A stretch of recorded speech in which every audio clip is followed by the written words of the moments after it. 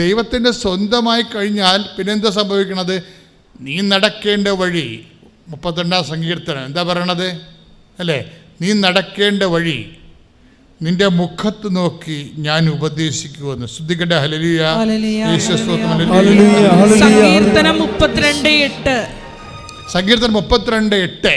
ഞാൻ നിന്നെ ഉപദേശിക്കാം എന്ന് പറഞ്ഞ, ഞാൻ നിന്നെ ഉപദേശിക്കാം, ഞാൻ നിന്നെ ഉപദേശിക്കാം. നീ നടക്കേണ്ട വഴി കാണിച്ചു തരാം, നീ നടക്കേണ്ട വഴി കാണിച്ചു തരാം. ഞാൻ നിന്റെ മേൽ ദൃഷ്ടി ഉറപ്പിച്ച് നിന്നെ ഉപദേശിക്കാം, നിന്നെ ഉപദേശിക്കാം. അപ്പോൾ അതൊക്കെ വിഷം മാറുകയാണ്.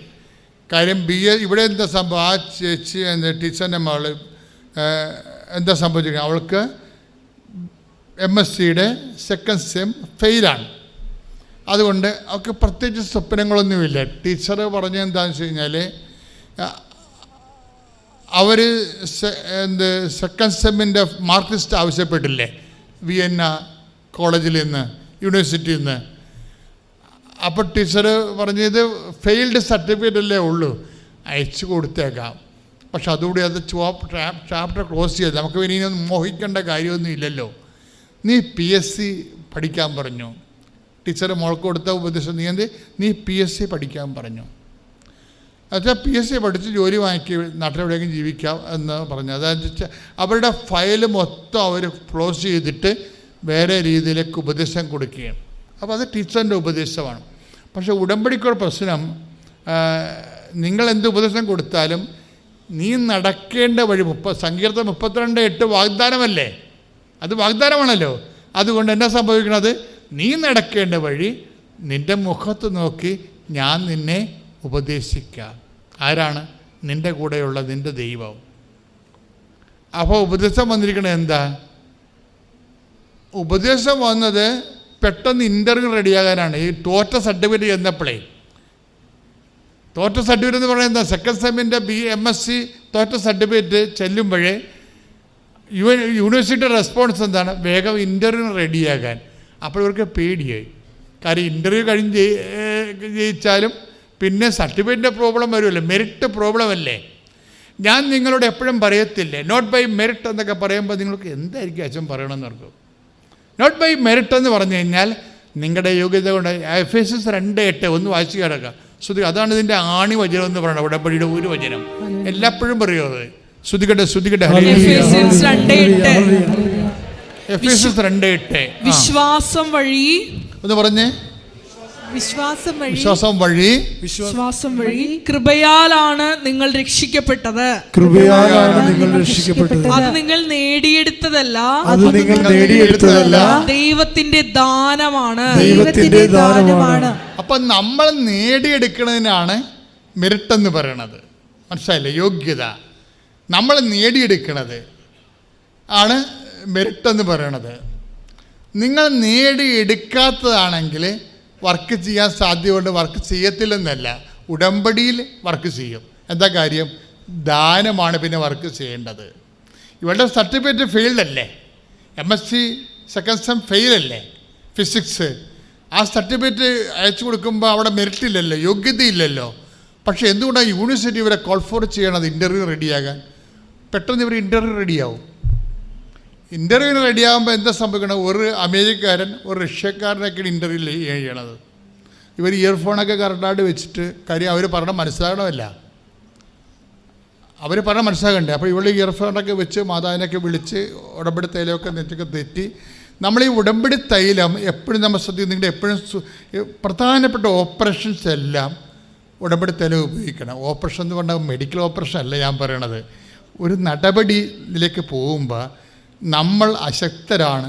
ദൈവമേ, ഞാൻ ഇതാ കർത്താവിൻ്റെ ദാസി, നിൻ്റെ വചനം പോലെ എന്നിൽ നിറവേറട്ടെ എന്ന് നിൻ്റെ ശക്തി എന്നെ പ്രവർത്തിക്കട്ടെ. നിൻ്റെ ഈ മാനുഷികമായ പാവപ്പെട്ട ഉപകരണം, പാവപ്പെട്ട ബുദ്ധി, പാവപ്പെട്ട ഓർമ്മ, പാവപ്പെട്ട കഴിവുകേട്, എൻ്റെ കഴിവുകേടുകൾ അവിടെയെല്ലാം നിൻ്റെ മെറിറ്റ്, നിൻ്റെ ദാനം പ്രവർത്തിക്കട്ടെ എന്ന് പറഞ്ഞുകൊണ്ട് പരിശുദ്ധ അമ്മയെപ്പോലെ ഇതാ കർത്താവിൻ്റെ ദാസി എന്ന് പറയുന്നതിനാണ് ഈ ഉടമ്പടി തൈലം തേക്കണത്. മനസ്സിലായില്ലേ? ഇത് ഓരോ കാര്യം അറിഞ്ഞില്ലെങ്കിൽ ആക്ടിവേഷനിലൊക്കെ പ്രശ്നം ഉണ്ടാകും, അനുഭവം ഉണ്ടാകത്തില്ല. അറിവാണല്ലോ അനുഭവം. അറിവില്ല എന്നുണ്ടെങ്കിൽ ഉടമ്പടിയിൽ ഒത്തിരി കാര്യം അറിയാനുണ്ട് മക്കളെ. ഓരോ കാര്യങ്ങൾക്കും ഓരോ ആപ്ലിക്കേഷൻസ് അല്ലേ വരണത്. അപ്പോൾ അതുകൊണ്ടാണ് നിങ്ങൾ ഇടയ്ക്കിടയ്ക്ക് ഉടമ്പടി ധ്യാനം പഴയതൊക്കെ കേൾക്കണമെന്നൊക്കെ പറയണത്. കാര്യം പണ്ട് പറഞ്ഞ കാര്യം ചിലപ്പോൾ ദൈവം പിന്നീട് ധ്യാനത്തിൽ പറയത്തില്ല. അപ്പം ഞാനൊരു ഐഡിയ എനിക്ക് എപ്പോഴും ഉണ്ടാവും വചനത്തെക്കുറിച്ച്, അത്രേ എൻ്റെ മനസ്സിലുള്ളൂ. ബാക്കിയെല്ലാം ഇവിടെ വന്ന് കർത്താവ് ക്രമീകരിക്കണം. അതിൽ ഞാൻ തപ്പിക്കളിക്കണം ചില സമയത്തൊക്കെ. എനിക്ക് കിട്ടണ കർത്താവ് തന്നെ വചനം ചില സമയത്ത് എനിക്ക് അതിനെക്കുറിച്ച് അറിയത്തില്ലായിരിക്കും. അങ്ങനെ വചനം ഉണ്ടെന്നറിയാം, പക്ഷേ എനിക്കതിൻ്റെ നമ്പറും കാര്യങ്ങളൊക്കെ എൻ്റെ മനസ്സിൽ വരത്തില്ല. അപ്പം അത് എൻ്റെ സമയത്ത് അത് വരവായിരുന്നെങ്കിൽ ഞാനത് പഠിച്ച് പറഞ്ഞനല്ലോ. അങ്ങനെ പഠിച്ച് പറയണ അല്ലല്ലോ ഉടമ്പടി ധ്യാനം എന്ന് പറയണത്. ഉടമ്പടി ധ്യാനം ഇപ്പോൾ 2 ലക്ഷം 3 ലക്ഷം പേരൊക്കെ അല്ലേ ഉടമ്പടി ധ്യാനം കൂടണത്. അപ്പോൾ അവരുടെയൊക്കെ 3000 ലക്ഷക്കണക്കിന് പ്രശ്നങ്ങളാണല്ലോ ഉടമ്പടിയിൽ ദൈവം കൈകാര്യം ചെയ്യണത്. അതുകൊണ്ട് എല്ലാവർക്കും വേണ്ടി സംസാരിക്കും. ഇവിടെ തീർത്ഥാടന ഉടമ്പടി വന്നെങ്കിൽ നിങ്ങൾ 2000 പേർക്ക് വേണ്ടിയല്ല സംസാരിക്കേണ്ടത്. ഓൺലൈനിൽ ഉടമ്പടി ധ്യാനം ഓൺലൈനിലല്ല പങ്കെടുക്കേണ്ടത്.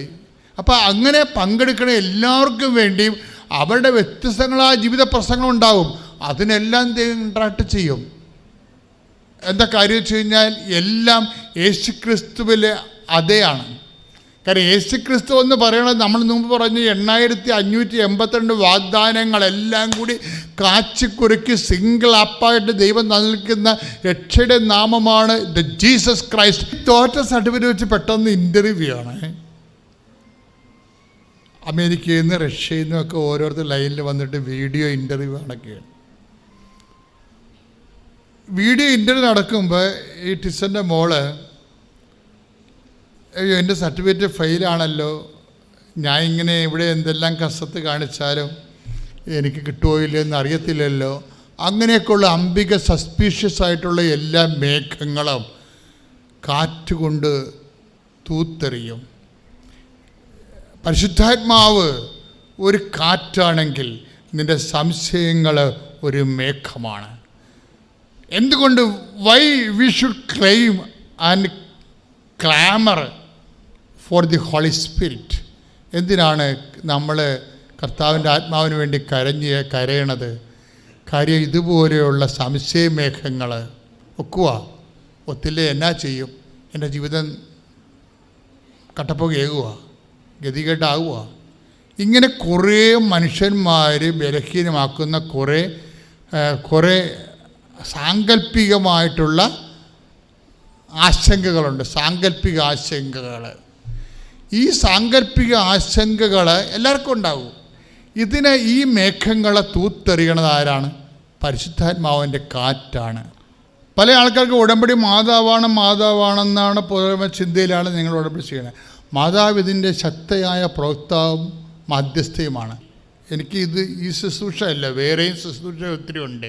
മാതാവ് എന്നെ കുറേ മിഷനുണ്ട്, സാമൂഹ്യമുണ്ട്. അതിലെ ഈ വിഴിഞ്ഞൻ സമരത്തിലൊക്കെ നിൽക്കണതിൻ്റെ കാര്യം പണ്ട് 32 കൊല്ലം മുമ്പ് കൃപാസനം രജിസ്റ്റർ ചെയ്യുമ്പോൾ അമ്മ എന്നോട് പറഞ്ഞത് വ്യക്തികളുടെ ജീവിത നവീകരണത്തിന് ഊന്നിയ കുടുംബ സുസ്ഥിതിക്കും സാമൂഹ്യക്ഷേമത്തിനു വേണ്ടി പ്രവർത്തിക്കുന്ന ആത്മീയ സാംസ്കാരിക വേദി എന്ന 92 രജിസ്റ്റർ ചെയ്തിരിക്കുക ഗവൺമെൻറ്റിൽ. അപ്പോഴും വ്യക്തികളുടെ ജീവിത നവീകരണമുണ്ട്, അത് ഉടമ്പടിയും അതുപോലെയുള്ള ശുശ്രൂഷയുണ്ട്. പിന്നെന്താ, സാമൂഹ്യക്ഷേമമുണ്ട്, അവകാശ പോരാട്ടങ്ങളുണ്ട്. മാനവികത എവിടെയെങ്കിലും വിറങ്ങലിക്കുകയോ അൺജസ്റ്റ് അഗ്രസീവ്സ് ആയിട്ടുള്ള ആൾക്കാർ മനുഷ്യത്വത്തെ ചതക്കുകയോ ചെയ്ത് കഴിഞ്ഞാൽ ബൈബിളിൻ്റെ ഈ കാലങ്ങളിലുള്ള ദൈവത്തിൻ്റെ സ്വരമായി നമ്മൾ സ്വരമുയർത്തും. ചിലപ്പോൾ പ്രതിരോധിക്കും, ചിലപ്പോൾ കളക്ടറേറ്റ് തന്നെ ചിലപ്പോൾ വളഞ്ഞിട്ടെന്ന് വരും. അത് സഭ ഒരു സാമൂഹ്യവും ആയ യാഥാർത്ഥ്യം കൂടിയാണ്. ഇക്കാലത്തെ മനുഷ്യൻ്റെ കണ്ണുനീര് സഭയുടെ കണ്ണുനീരാണെന്ന് 50 കൊല്ലം എഴുതി വെച്ചിരിക്കുകയാണ് വത്തിക്കാൻ സുനദോസിൻ്റെ ഡിക്രിയിൽ. അതാണ് വത്തിക്കാൻ ഡിക്രി, ഗ്ലൗദിമെത്ത് സ്പെസ്, സഭ ആധുനിക ലോകത്തിൽ. അവിടെ എഴുതി വെച്ചിരിക്കുന്നത് എന്താണ്? ആദ്യത്തെ പാരഗ്രാഫിൽ ഇക്കാലത്തെ മനുഷ്യൻ്റെ കണ്ണുനീര് സഭയുടെ കണ്ണീരാണ്, അത് ദൈവത്തിൻ്റെ കണ്ണീരാണ്. അത് തുടച്ച് മാറ്റപ്പെടും. അതല്ലേ തോമസ് നെറ്റോ ആർച്ച് ബിഷപ്പ് കുരിശ് ഉയർത്തിക്കൊണ്ട് പറഞ്ഞത്, ഞങ്ങൾ കഴുത്തിലണിയണത് കുരിശാണ്, ഈ കുരിശ് കിടക്കുന്നവൻ്റെ പേര് ക്രിസ്തു എന്നാണ്. അവൻ ലോകത്തിന് വേണ്ടി ആഹൂതി ചെയ്തിട്ടാണ് രക്ഷ വന്നതെങ്കിൽ ഞങ്ങൾക്കും ആഹൂതി ചെയ്യേണ്ട ഒരു അവസരം വന്നാൽ ഞങ്ങൾ അതിൻ്റെ കൂടെ നിൽക്കുമെന്നൊക്കെ പറഞ്ഞ് കുരിശ് ഉയർത്തി പറഞ്ഞത് എന്തുകൊണ്ടാണ്? റിസൾട്ട് നോർമലായിട്ടാണ് വന്നത്.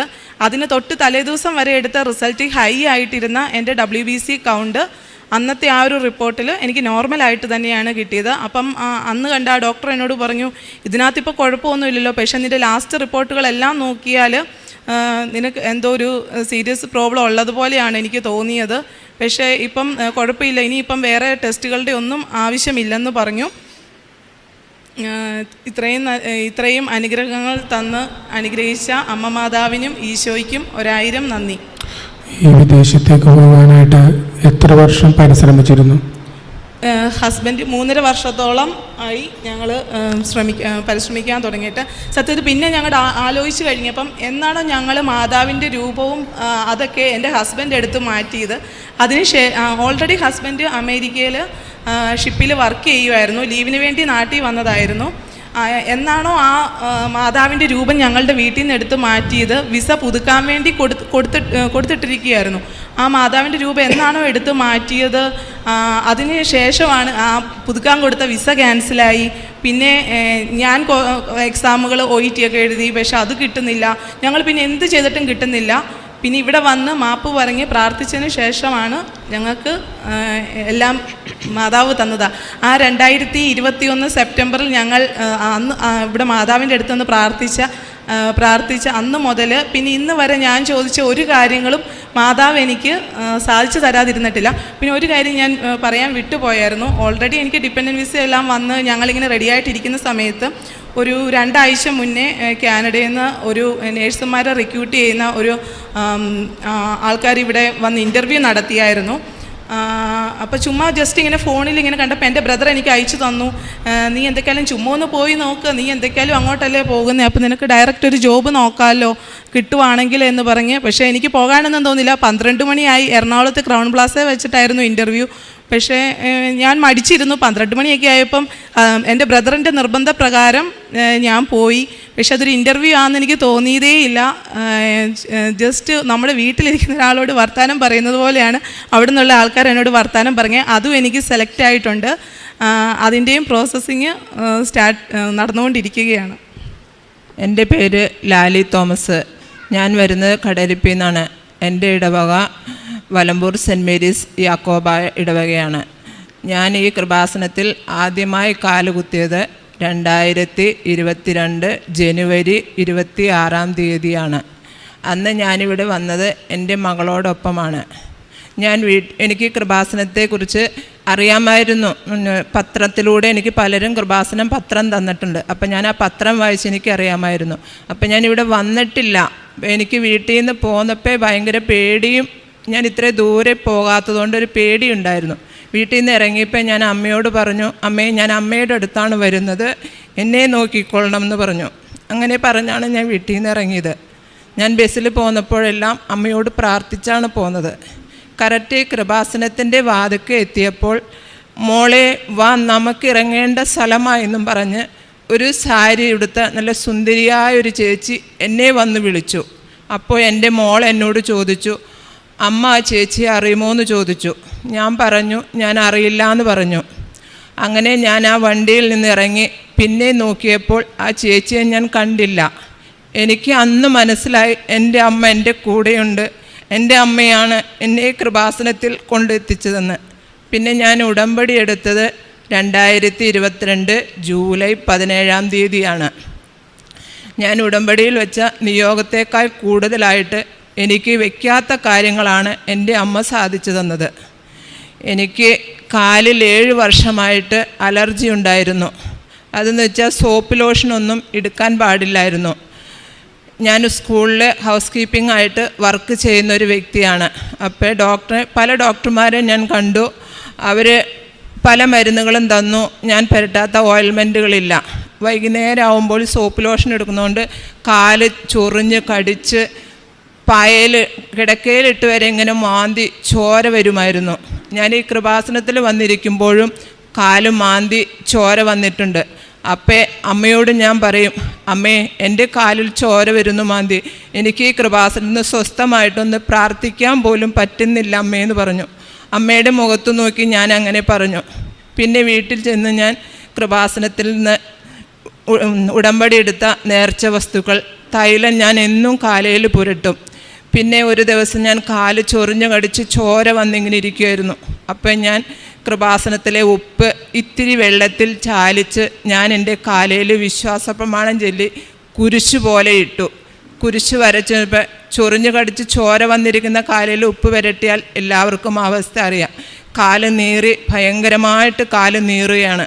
അപ്പം ഞാൻ കാല് പൊക്കി ഇങ്ങനെ കട്ടിലേൽ കയറി കിടന്ന് പിടിച്ചിട്ട് വിശ്വാസ പ്രമാണം ചൊല്ലിയിരുന്നപ്പോൾ എൻ്റെ ഹസ്ബൻഡ് അത് വന്ന് നോക്കി ചിരിച്ചു. അപ്പം ഞാൻ പറഞ്ഞു, നിങ്ങൾ ചിരിച്ചോ, എൻ്റെ അമ്മ ഇത് എനിക്ക് പൂർണ്ണമായി സുഖമാക്കി തരുന്ന ഒരു ദിവസമുണ്ടെന്ന് ഞാൻ പറഞ്ഞു. മകളും എന്നോട് പറഞ്ഞു, അമ്മ ഈ കാല് ഇനിയും ഡോക്ടറെ കാണിക്കാതെ ഇങ്ങനെ ഇരുന്നാൽ കൂടുതലാവും. പുറത്തു പോയി ഒരു ചെരുപ്പ് കടയിലൊക്കെ പോകുമ്പോൾ എനിക്ക് ഭയങ്കര ബുദ്ധിമുട്ടായിരുന്നു. ഈ കാലയിൽ അലർജി കാരണം ഒരു നല്ല ചെരുപ്പിടാൻ ഞാൻ കൊതിച്ചിട്ടുണ്ട്. ഒരു ചെരുപ്പ് വാങ്ങിച്ചിട്ട് ഞാൻ 1 വർഷം വരെ അത് സൂക്ഷിച്ച് വെച്ചിട്ടുണ്ട്, ഇടാൻ പറ്റാതെ. അങ്ങനെ ഞാൻ പ്രാർത്ഥിച്ചതിൻ്റെ ഉടമ്പടി നേർച്ച വസ്തുക്കൾ ഉപയോഗിച്ചതിൻ്റെ ഫലമായി ആ കാലയിലെ പൂർണ്ണമായിട്ടും അമ്മ എനിക്കത് മാറ്റിത്തന്നു. അപ്പം ഞാൻ ഒരു ദിവസം പ്രാർത്ഥിക്കാനിരുന്നപ്പോൾ എൻ്റെ ഹസ്ബൻഡ് പറഞ്ഞു, കാലയിലെ പൂർണ്ണമായിട്ട് മാറിയല്ലോ എന്ന് പറഞ്ഞു. ഇപ്പം നിങ്ങൾക്ക് അമ്മയിൽ വിശ്വാസം വന്നു എന്ന് ഞാൻ ചോദിച്ചു. അപ്പം പറഞ്ഞു, പൂർണ്ണമായ വിശ്വാസം വന്നെന്ന് പറഞ്ഞു. അങ്ങനെ ഞാൻ അമ്മയോട് പറഞ്ഞു, അമ്മേ ഞാനൊരു ഫോട്ടോ പോലും എടുത്തു വെച്ചില്ലല്ലോ അമ്മേ, എൻ്റെ കാലമ്മ പൂർണ്ണമായി സുഖമാക്കി തന്നു. ഞാൻ സാക്ഷ്യം പറയുമ്പോൾ ഇതിനൊരു തെളിവില്ലല്ലോ അമ്മേ എന്ന് പറഞ്ഞു. അങ്ങനെ ഞാൻ പ്രാർത്ഥിക്കാൻ എൻ്റെ ഹസ്ബൻഡും ഞാനും കൂടി ഇരുന്നപ്പോഴാണ് അങ്ങനെ പറഞ്ഞത്. പിറ്റേ ദിവസം ഞാൻ പ്രാർത്ഥിക്കാനിരുന്നപ്പോൾ എൻ്റെ കാല് പതുക്കെ ചൊറിയാൻ തുടങ്ങി. അപ്പോൾ ഹസ്ബൻഡ് എന്നോട് പറഞ്ഞു, കാല് വീണ്ടും ചൊറിച്ചിലുണ്ടല്ലോ എന്ന് പറഞ്ഞു. ഞാൻ പറഞ്ഞു, ഞാൻ ഇന്നലെ പ്രാർത്ഥിച്ചപ്പോൾ ഇങ്ങനെ പറഞ്ഞില്ലേ, ചിലപ്പോൾ അമ്മ ഫോട്ടോ എടുക്കാൻ വേണ്ടിയായിരിക്കും എന്ന് പറഞ്ഞു. അതുപോലെ തന്നെ എൻ്റെ കാലയിൽ വീണ്ടും അതുപോലെ വന്നു. വീണ്ടും വന്നപ്പോൾ ഞാൻ വേഗം എൻ്റെ ഫോണിൽ ഫോട്ടോ കിടപ്പുണ്ട്. എൻ്റെ ഫോണിൽ ഞാനത് ഫോട്ടോ എടുത്തു വെച്ചു. ഫോട്ടോ എടുത്തു വെച്ചപ്പോൾ ഞാൻ പറഞ്ഞു, അമ്മേ ഞാൻ എല്ലാവരും പത്രം കൊടുക്കുമ്പോൾ എൻ്റെ കാലൊക്കെ ഞാൻ കാണിച്ചു കൊടുക്കാറുണ്ട്. ഇനി ഞാൻ പത്രം കൊടുക്കുമ്പോൾ എങ്ങനെയാണ് അമ്മ ഇതെൻ്റെ കാലയിലിരുന്നാൽ ഞാൻ പത്രം കൊടുക്കുമ്പോൾ ഞാൻ എങ്ങനെ പറയുമെന്ന് ചോദിച്ചു. അപ്പോൾ 2 ദിവസം കഴിഞ്ഞ് വീണ്ടും അതെൻ്റെ കാലിൽ നിന്ന് പരിപൂർണമായി എനിക്ക് ഭേദമാക്കി തന്നു. അങ്ങനെ എൻ്റെ കാല് ഇപ്പോൾ പൂർണ്ണമായിട്ട് സുഖമായി. ഒരു മരുന്ന് ഞാൻ പിന്നെ ഇവിടെ വന്നതിന് പുരട്ടിയിട്ടുമില്ല, കഴിച്ചിട്ടുമില്ല. രണ്ടാമതായിട്ട് എനിക്ക് നടുവേദനയായിരുന്നു. 5 വർഷമായിട്ട് അമ്പലമ്പടി വിനുചന്ദൻ്റെ ഡോക്ടറുടെ മരുന്ന് ഞാൻ കഴിച്ചുകൊണ്ടിരിക്കുകയാണ്. പുറകിലെ നടുവിൻ്റെ ഞരമ്പ് ഇങ്ങനെ കൂടി പിടിച്ചിരിക്കുന്ന അസുഖമാണെന്നാണ് പറഞ്ഞത്. അത് ഓപ്പറേഷൻ ചെയ്യാനും പറ്റില്ല. ഇടയ്ക്ക് ചെന്ന് ചൂട് വയ്ക്കും, ഇഞ്ചക്ഷൻ എടുക്കും, നടുവിന് ചെറിയൊരു ഫിസിയോതെറാപ്പി പോലെ ചെയ്യും. അങ്ങനെ മിക്ക മാസം പോയി ഞാൻ ചെയ്യുമായിരുന്നു. 5 വർഷമായിട്ട് ഇങ്ങനെ പോവുകയായിരുന്നു. അപ്പോൾ ഡോക്ടറോട് ഞാൻ ചോദിച്ചു, ഡോക്ടറെ ഇതിന് അവിടെ ചെല്ലുമ്പോൾ ആ ചേച്ചിമാരൊക്കെ നേഴ്സുമാരെപ്പോഴും എന്നോട് ചേച്ചി എപ്പോഴും ചേച്ചി ഇങ്ങനെ വരും, ഒന്നെങ്കിൽ ഷോൾഡറിൻ്റെ പ്രശ്നം അല്ലെങ്കിൽ നടുവിൻ്റെ പ്രശ്നം, അങ്ങനെ എപ്പോഴും ചെല്ലും. അങ്ങനെ ഡോക്ടറിനോട് ചോദിച്ചു. ഡോക്ടർ പറഞ്ഞു, ഇത് പൂർണ്ണമായി മാറണമെങ്കിൽ ഫുൾ റെസ്റ്റ് എടുക്കണമെന്ന് പറഞ്ഞു. പിന്നെ ഭാരമുള്ള ഒരു വെയിറ്റ് എടുക്കരുത്, ജോലി ചെയ്യരുത്, അങ്ങനെയൊക്കെയാണ് എന്നോട് പറഞ്ഞത്. പക്ഷേ എനിക്ക് ജോലി ചെയ്യാതിരിക്കാൻ പറ്റില്ലായിരുന്നു. ഞാനിവിടെ വന്ന് അമ്മയോട് പ്രാർത്ഥിച്ചതിൻ്റെ ഫലമായിട്ട് ഉടമ്പടി നേർച്ച വസ്തുക്കൾ പുരട്ടി ഇന്നെനിക്ക് നടുവേദനയില്ല. എൻ്റെ അമ്മ ഡോക്ടർ മാറില്ല എന്ന് പറഞ്ഞ അസുഖമാണ്, പൂർണ്ണമായിട്ട് എനിക്ക് മാറ്റിത്തന്നു. പിന്നെ മൂന്നാമതെന്ന് പറഞ്ഞാൽ എൻ്റെ ഷോൾഡറിന് വേദനയായിരുന്നു. അത് ഞാൻ സ്വിമ്മിംഗ് പൂളിൽ വർക്ക് ചെയ്തുകൊണ്ടിരുന്നപ്പോൾ തെന്നി വീണപ്പോൾ ഡോറയിൽ കൊണ്ട് എൻ്റെ ഷോൾഡർ ശക്തിയായിട്ടിടിച്ചു. ആ ഇടിച്ചതിൻ്റെ ഫലമായി അവിടെ ചതവും നീർക്കെട്ടും പോലെ ഒന്ന് ഞരമ്പിന് ചതവ് പറ്റിയെന്ന് ഡോക്ടർ പറഞ്ഞു. ഡോക്ടറെ കാണിച്ചപ്പോൾ ഇത് പൂർണ്ണമായിട്ട് മാറണമെങ്കിൽ ബുദ്ധിമുട്ടാന്ന് പറഞ്ഞു. ജോലി കഴിഞ്ഞ് വീട്ടിൽ വരും ഒരു ക്ലീനിങ് സ്റ്റാഫിന് അടിക്കലും എല്ലാ ജോലികളും ചെയ്യണ്ടേ. അപ്പോൾ രാവിലെ മുതൽ വൈകുന്നേരം വരെ ഇങ്ങനെ ജോലി ചെയ്ത് വരുമ്പോൾ വീട്ടിൽ വരുമ്പോഴത്തേനും ഷോൾഡർ ഫുള്ളായിട്ട് നീര് വെച്ച് ഇത്ര പൊക്കമാവുമായിരുന്നു. അപ്പം ഞാൻ വെളുപ്പിനെ ജോലി ചെയ്യാൻ ഇടയ്ക്കുമ്പോൾ ഹസ്ബൻഡ് വെള്ളം ചൂടാക്കി കൊണ്ടുവന്ന് ഷോൾഡർ ആവി വെച്ച് ഒക്കെ വേണമായിരുന്നു. അതിൻ്റെ ഭാഗമായിട്ട് കയ്യിലെ ഞരമ്പും ഭയങ്കരമായിട്ട് വീർത്തു വരുമായിരുന്നു. എനിക്ക് ജോലി ചെയ്യാൻ ഭയങ്കര ബുദ്ധിമുട്ടായിരുന്നു. ഞാൻ പ്രാർത്ഥിച്ചു, അമ്മയോട് പ്രാർത്ഥിച്ചു, ഉടമ്പടി നേർച്ച വസ്തുക്കൾ ഉപയോഗിച്ചു. അതും എനിക്ക് പൂർണ്ണമായിട്ട് മാറ്റിത്തന്നു എൻ്റെ അമ്മ. മൂന്നാമതായിട്ട്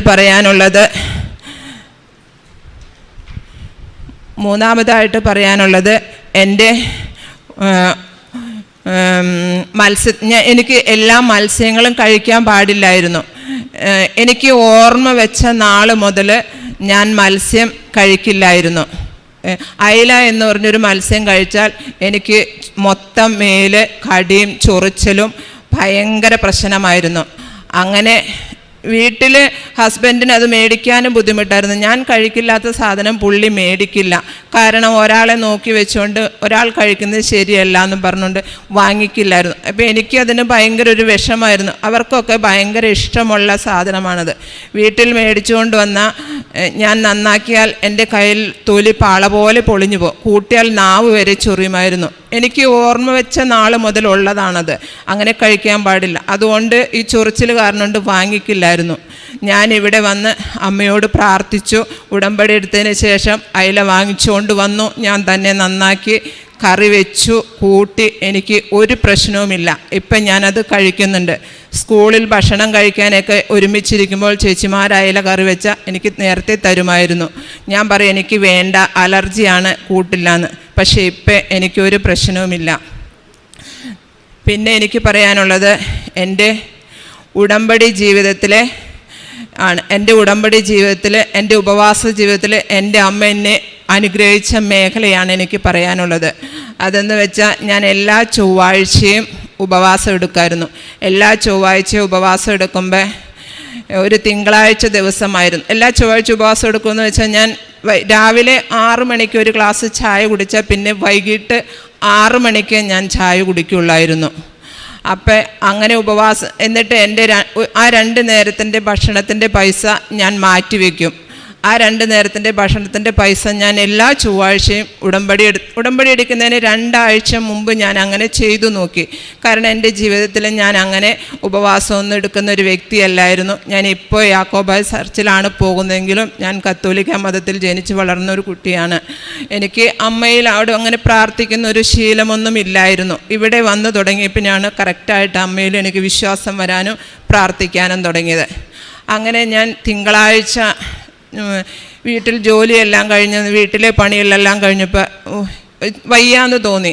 അപ്പം ഞാൻ ഹസ്ബൻഡിനോട് ഞാൻ പറഞ്ഞു, ഇത്തിരി ചോറേ ഉള്ളൂ, അത് തിളപ്പിച്ചാൽ പോരെ, ഇനി വേറെ വെക്കണമെന്ന് ചോദിച്ചു. അപ്പോൾ ഹസ്ബൻഡ് എന്നോട് പറഞ്ഞു, നിനക്ക് നാളെ ഉപവാസം എടുക്കാനുള്ളതല്ലേ, വൈകുന്നേരവും ഭക്ഷണം കഴിച്ചില്ലെങ്കിൽ നീ തളർന്നു പോവില്ല ചോദിച്ചു. അപ്പം ഞാൻ പറഞ്ഞു, എൻ്റെ അമ്മയുണ്ട് എൻ്റെ കൂടെ, ഇത്രയും അനുഗ്രഹങ്ങൾ തന്ന എൻ്റെ അമ്മ എന്നെ നോക്കിക്കോളും.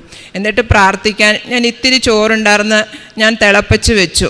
എന്നിട്ട് ഞാൻ പ്രാർത്ഥിക്കാനിരുന്നപ്പോൾ അമ്മയോട് ഞാൻ പറഞ്ഞു, അമ്മേ നീ എന്നെ നോക്കിക്കൊള്ളണം, ഞാൻ നാളെ ഉപവാസമാണ്, എനിക്ക് ആരോഗ്യവും ആയുസ്സും തന്ന് അമ്മ എന്നെ കൂടെ നിർത്തിക്കൊള്ളണം, തളർത്തിക്കളയരുത്, എനിക്ക് ജോലി ചെയ്യാനുള്ളതാണ്, സ്കൂളിലും വർക്ക് ചെയ്യണം, വീട്ടിലും ജോലി ചെയ്യണം, അമ്മ എൻ്റെ കൂടെ നിന്നോളണം എന്ന് പറഞ്ഞ് അങ്ങനെ ഞാൻ ആ ചോറ് തിളപ്പിച്ച് വെച്ച് പ്രാർത്ഥനയും കഴിഞ്ഞ് ഉടമ്പടി പ്രാർത്ഥനയെല്ലാം കഴിഞ്ഞ് ചെന്ന് ഞാൻ ആ ചോറ് ഒരു ചെരുവത്തിലാണ് തിളപ്പിച്ച് വെച്ചത്. അത് നിവർത്തി മൂടി മാറ്റിയപ്പോൾ ഇത്തിരി ഉണ്ടായിരുന്ന ചോറ് ചെരുവം നിറഞ്ഞ് ചോറിരിക്കുന്നു. ഞാൻ പെട്ടെന്ന് അടപ്പ് എൻ്റെ കയ്യിൽ നിന്ന് പുറകോട്ട് പോയി.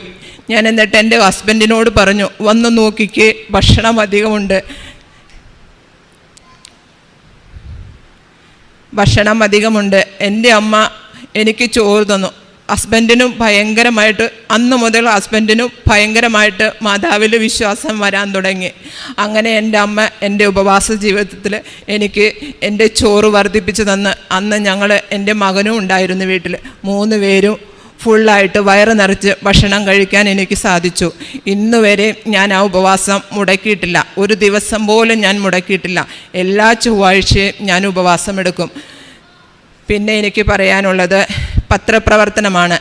എൻ്റെ പത്രപ്രവർത്തനത്തിൽ ഒത്തിരി മേഖലകളിൽ എനിക്ക് ബുദ്ധിമുട്ടുകൾ ഉണ്ടായിട്ടുണ്ട്, ഒത്തിരി പ്രശ്നങ്ങൾ വന്നിട്ടുണ്ട്. എന്നാലും ഞാൻ പുറകോട്ട് പോയിട്ടില്ല. കാരണം എന്ന് വെച്ചാൽ എനിക്ക് ആദ്യമൊക്കെ പത്രം കൊടുക്കാൻ ഭയങ്കര മടിയായിരുന്നു. അപ്പം ഞാൻ ഒരു ദിവസം, മാതാവേ എനിക്ക് പത്രം കൊടുക്കാൻ പറ്റുന്നില്ലല്ലോ, ഇതെന്താ ചെയ്യുക. ആദ്യമൊക്കെ ഞാൻ പള്ളികളിൽ പത്രം കൊണ്ട് കൊടുക്കുമായിരുന്നു. അങ്ങനെ പള്ളിയിൽ പത്രം കൊണ്ട് കൊടുക്കുമ്പോൾ അവിടെ ചേച്ചിമാർ മേടിക്കും. ഇത് വേണ്ടാന്ന് പറയാൻ പറ്റില്ലല്ലോ, അതുകൊണ്ട് മേടിച്ചിട്ട് ചിലപ്പോൾ അവർ നേർച്ചപ്പെട്ടിയിലിട്ടിട്ട് പോവും, ചിലപ്പോൾ കസേരയിൽ വെച്ചിട്ട് പോവും. ഇങ്ങനെയൊക്കെ കണ്ടു തുടങ്ങിയപ്പോൾ എനിക്ക് ബുദ്ധിമുട്ടായി. കാരണം ഞാൻ അച്ഛൻ്റെ എല്ലാ ധ്യാനവും കൂടും എല്ലാ ചൊവ്വാഴ്ചയും. അപ്പോൾ അച്ഛൻ ഇങ്ങനെ പറയും, നിങ്ങൾ പത്രം അലസ്യമായി കഴുത, ഇത് 12 പ്രാവശ്യം വെഞ്ചരിച്ച് തരുന്നതാണ്, നിങ്ങൾ ശ്രദ്ധയോടും അത്ര ആത്മാർത്ഥതയോടും കൂടി പത്രം എല്ലാവർക്കും കൊടുക്കണമെന്ന്. പിന്നെ ഞാൻ പ്രാർത്ഥിച്ചു കഴിഞ്ഞപ്പോൾ എനിക്ക് അമ്മ കുറേ കടകളാണ് കാണിച്ചു തരുന്നത്.